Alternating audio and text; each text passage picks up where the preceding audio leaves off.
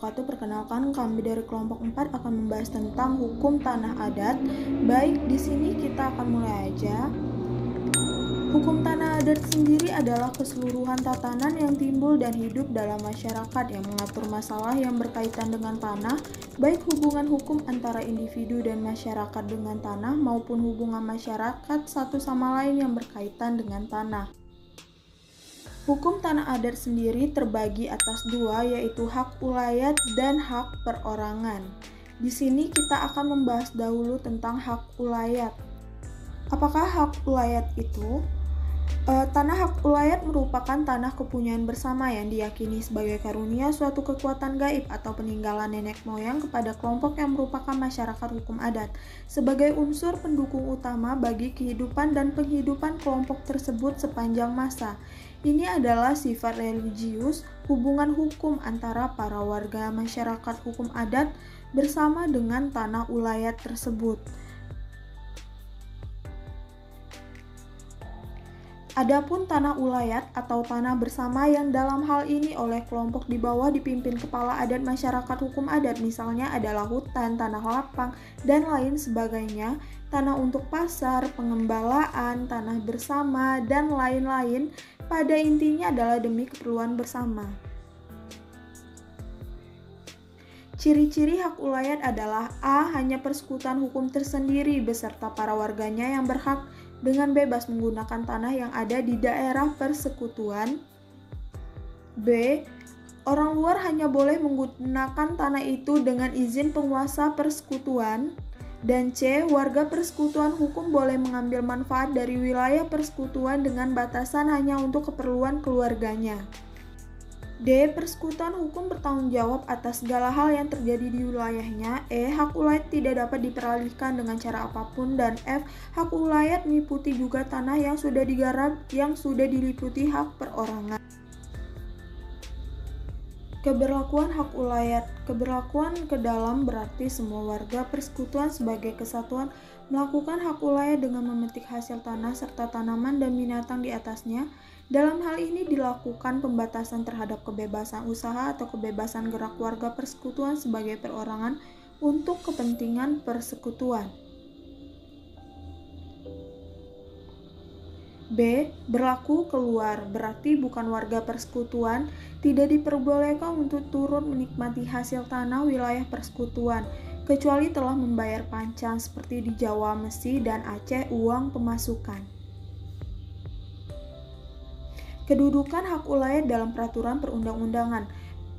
Pengakuan hak ulayat juga terdapat pada pasal 18B ayat 2 Undang-Undang Dasar 1945 yang menyatakan negara mengakui dan menghormati kesatuan dan kesatuan masyarakat hukum adat beserta hak-hak tradisionalnya sepanjang masih hidup dan sesuai dengan perkembangan masyarakat dan prinsip Negara Kesatuan Republik Indonesia yang diatur dalam Undang-Undang.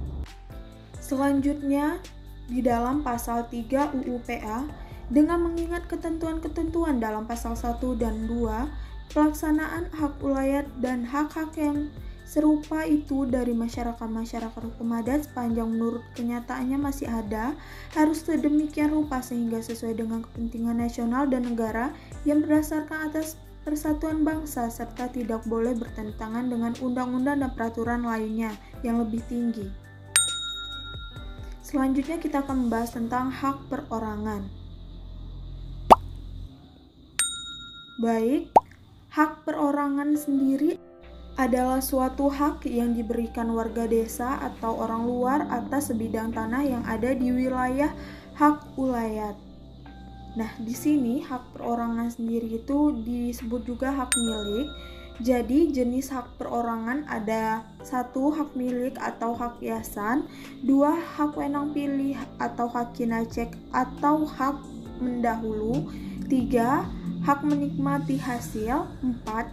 Hak pakai, 5. Hak menggarap atau mengelola, 6. Hak keuntungan jabatan, dan 7. Hak wenang beli. Cara memperoleh hak perorangan sendiri dengan cara membuka tanah hutan atau tanah belukan Kedua, mewaris tanah. Ketiga, menerima tanah karena pemberian penukaran atau hadiah. 4, karena daluarsa. Jadi di sini hak perorangan atas tanah dibatasi oleh hak ulayat. Sebagai warga persekutuan, tiap individu mempunyai hak untuk A. mengumpulkan hasil-hasil hutan, B. memburu binatang liar, C. mengambil hasil dari pohon-pohon yang tumbuh liar, D. mengusahakan untuk diurus selanjutnya suatu kolam ikan. Hubungan hak ulayat dan hak perorangan. Apabila hak ulayat dihubungkan dengan hak perorangan atas tanah menurut hukum adat, maka hak perorangan atas tanah bersumber dan berasal dari hak ulayat. Hak perorangan atas tanah timbul dari hak ulayat yang telah diperuntukkan pada perorangan dari warga suatu persekutuan hukum adat. Mungkin segini yang dapat kelompok kami sampaikan. Terima kasih sudah menonton video kami, video presentasi kami. Lebih dan kurang kami mohon maaf. Untuk itu kami ucapkan wassalamualaikum warahmatullahi wabarakatuh.